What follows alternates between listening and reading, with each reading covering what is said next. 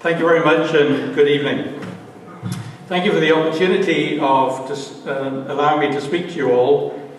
When Wilf asked me at my very first PCCN meeting last month to review, in a written review of this DVD entitled Men Talking to Men About Prostate Cancer, and I need to give it back to John because it's his, for the next edition of The Walnut, I was both flattered and surprised.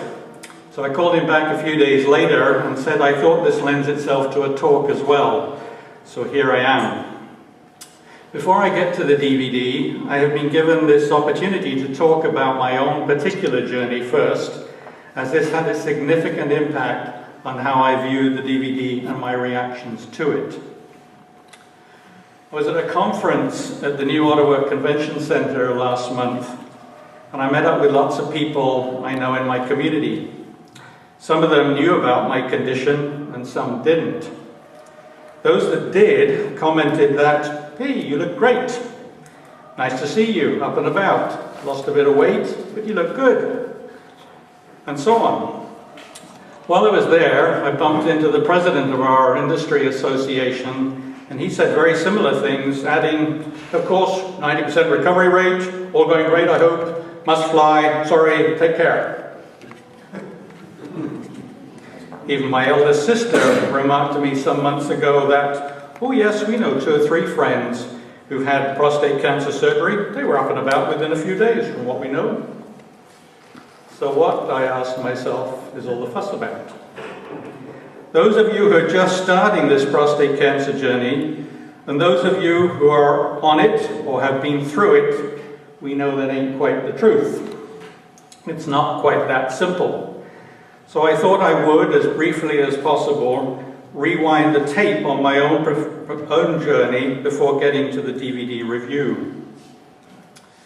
I'm now age 63.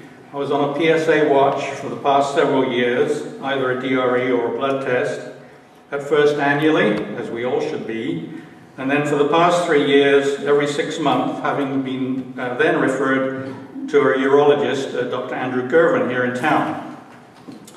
I had a slight upward trend over this time, but still below the so-called magic number, which he incidentally told me was 10, until last November when it spiked to 11.98.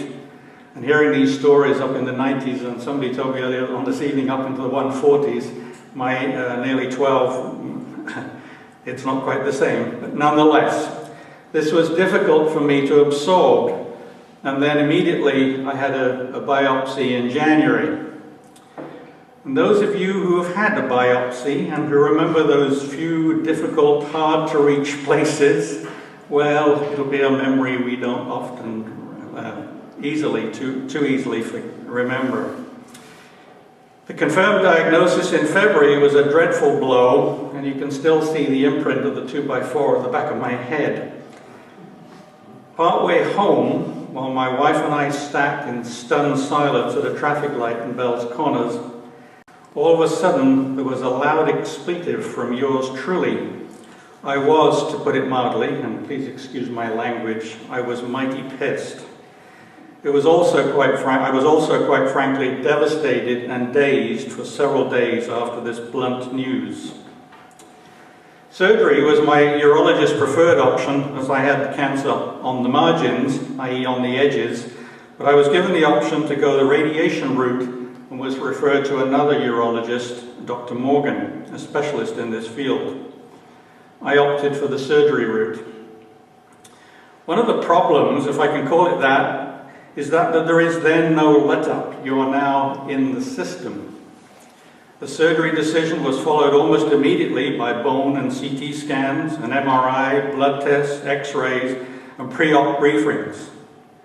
In late March, I was given a surgery date of the 26th of May, followed the very next day by a phone call that advised my wife that the new date was going to be the 4th of May, i.e. a lot earlier, as my urologist and surgeon had been given an extra day of surgery at Queensway Carlton.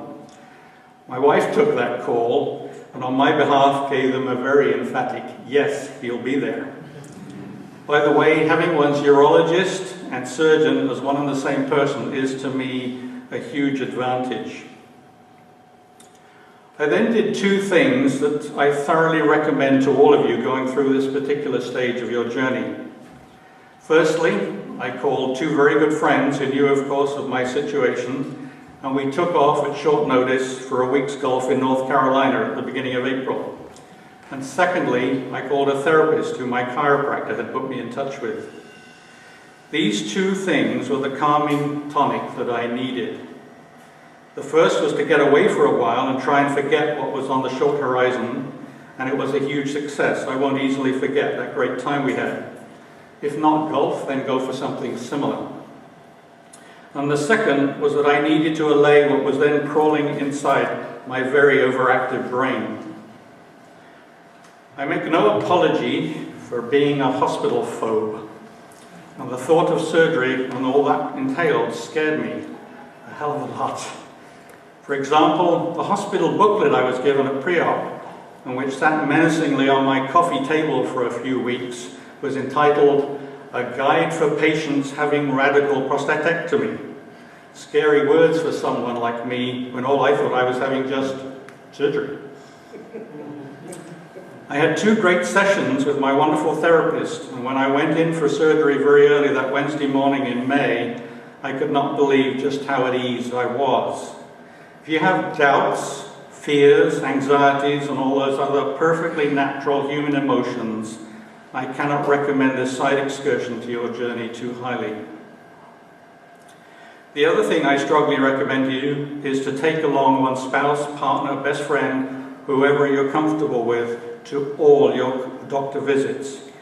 You are told stuff you will not remember, especially anything other than the bad stuff, after which the brain tends to shut down. All I heard that fateful visit was, "You have prostate cancer, biopsy results, Gleason scale 7. I said, "Whoa, what the hell's a Gleason scale?" "Surgery, sooner rather than later. Options, you'll be okay, treatable and curable." We were there for about 25 minutes, but frankly, that's all I heard. Waking up is hard to do, especially in a doped post-surgery state, but I endured, I don't think there's any other word for it, 4 days at the Queensway Carlton. A liquid drip in my hand, a drain in my belly looking like a small grenade, a tube in my penis, and periodic stabs of blood thinner, heavy doses of antibiotics, a crappy liquid diet, not the hospital's fault, and a very swollen stomach. But I was alive and kicking. I had gone into hospital in a generally very healthy condition. I'm not a smoker, I have no blood pressure or cholesterol issues, I'm not diabetic, and was not on any pills or anything. So this has become my mantra when I talk about this to friends and colleagues. Go in as healthy as possible, and you will be released on time, and it will help to eliminate or minimize any complications. They released me on time with full info as to what I could or couldn't do and eat for the next few weeks. And although the nursing care was absolutely superb, I was glad to be out of there. No staples, no stitches, no pills. But of course, no one actually tells you what it's really like to have a catheter. With that attachment, tape attachment on my hairy leg, for 2.5 weeks, I was frantic to get rid of the thing, and the relief when it came out was indescribable. After taking it easy for the rest of May with short walks and fresh air and some small attention to my business, and with no complications, the nerves started firing again, but I was going through lots of pads. About 6 weeks in, my wife found me sobbing in the bathroom one day as I fought the constant buzzsaw effects of these bladder nerves. The almost constant feeling of needing to pee was sometimes overwhelming. I had been warned, of course, but even so. It gradually abated and control improved. We went on vacation to PEI in early July for 2 weeks, and I was now back on the golf course. Golf course, by the way, golf is a big impact in my life, as you probably gathered. Albeit on a cart, as my energy levels were still flagging, and especially on those hot and humid weather days in the summer. and by mid-afternoon I was always tired.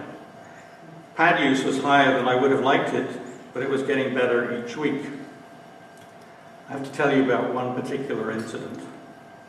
About 10 weeks in, one evening at the golf club, while we sat in the evening sunshine shooting the breeze after our men's night golf, a friend called across from a couple of tables away and asked me how I was doing. I replied that I was doing great, and then from somewhere inside me, and I don't know where, I suddenly said, "And I bet you didn't know that Depend for Men now come in the colour grey." Hoots of laughter followed, but the look on the face of one of our new members who knew nothing about me was priceless. This was actually, for me, a watershed moment, as I realized that I was now quite comfortable talking about all that I was and am going through. And in fact, I needed and I wanted to talk about it. I found it therapeutic. I needed to offer my golf buddies, my colleagues, and my friends that reassurance, that motivation to get tested, and get tested properly, i.e. no DRE and blood test at the same time, to get tested frequently if necessary, and to above all trust the system.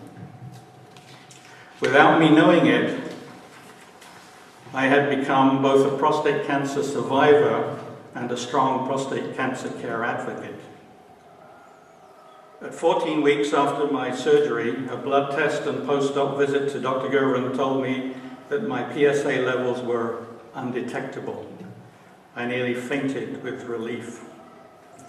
I told him that because I was not wanting to overswing and to protect my still tender stomach muscles, my golf game was the best in many a year. He wagged his finger at me and told me not to tell them all at the golf club about this advantage, or as he put it, then they'll all want it. After quite a bit of consultation with my medical care team, I'm now on daily radiation and preventative therapy, and as at today, 19 treatments down, 14 to go.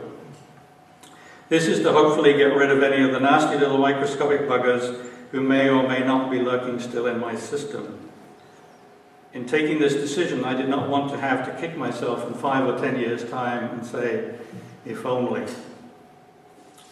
For any of you who know the cancer care system in this fantastic city of ours, and the Irving Greenberg Family Cancer Center in particular, you know just full well what a wonderful and caring facility this is, especially for people like me who don't like hospitals, and just how welcoming and at ease it makes one feel each day.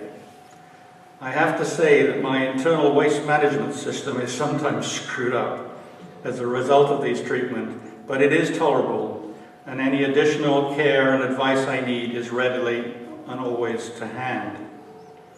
My biggest disappointment so far is that my magnificent manhood has not yet returned, and that worries me a bit. However, as part of the many advantages of being in the cancer care system in this city, where we are so fortunate to have this at our disposal, I'm in consultation with what Dr. Gervin euphemistically calls a penile rehabilitation urologist, and hopefully it will return before too long. Better living through pharmaceuticals. This DVD, this wonderful DVD, is subtitled An Interactive DVD That Addresses What Men at Various Points Along the Cancer Trajectory Think Other Men Should Know.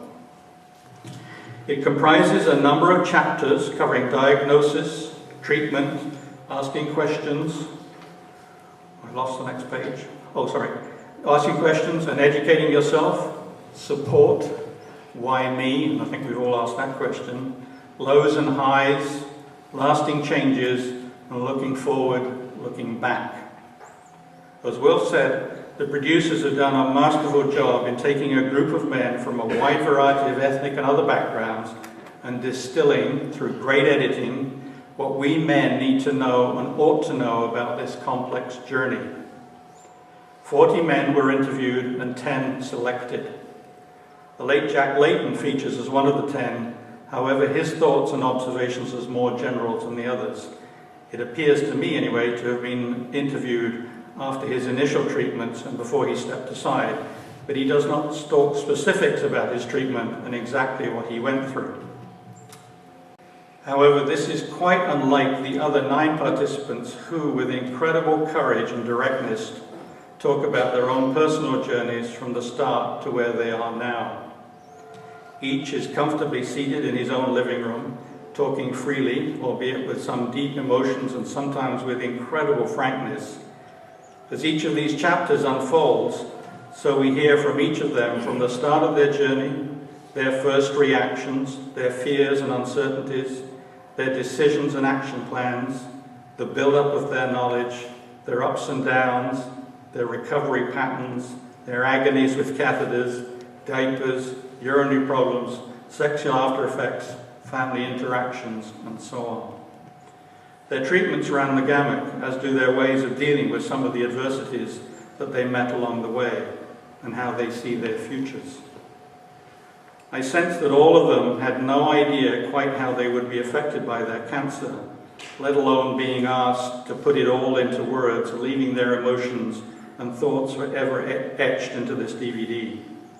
I can only admire their strength and desire to get the word out. Some of it, I have to tell you, is quite heart-wrenching and emotionally draining, but it is also very compelling. The complete DVD is an hour and 45 minutes long, and although it is hard to watch all the way through at one sitting, you somehow want to know how it works out for these guys at the end. Something I found which really impressed me is that there are no cinematic gimmicks, no roving handheld cameras, just quality camera work focused on well-spoken individuals who are being completely open and honest, digging deep into themselves to understand their own emotions and allowing us to be alongside with them, sharing in their journey. Some of it is remarkable, and for those of us who have viewed it, and you'll know who I'm referring to, there is one individual who both starts and ends the DVD, and who I can honestly say I cannot admire enough. His particular story is emotionally draining. However, there is also humor, hope, setback, embarrassment, determination, and resolve. In my view, it would not lend itself to mass viewing in the sense that it would not be best viewed at one of our sessions, but I think it is best viewed in the quiet of one's home, maybe alone or with one's spouse or partner, and taking a chapter or two at a time. As many as you are comfortable with in your own particular phase of your journey. It is certainly suitable viewing for small, and I emphasize small groups, going through similar phases. It certainly begs for dialogue and discussion. Many of the phases which these men talk about were all too familiar. Been there, went through that. But there was also a lot of new things for me. The effects of follow-up treatments, the possibility of recurrence, hopefully remote, the knowledge that my physical sexuality, which has seemingly temporarily abandoned me, will return, that a long life is ahead of me, and that there really is hope and a whole lot of support. All good things I needed to be aware of, so ably demonstrated by these courageous individuals. This is simply great stuff, and we should be very grateful that it was produced, and we should certainly be grateful for those men who shared the most intimate emotions, experience, and thoughts with us. I congratulate the producers and thank them too. Borrow it, view it, share it, and discuss it. Be inspired and be strengthened by it. I'm not a particularly religious person, but in reference to this DVD, this is my message. Thank you.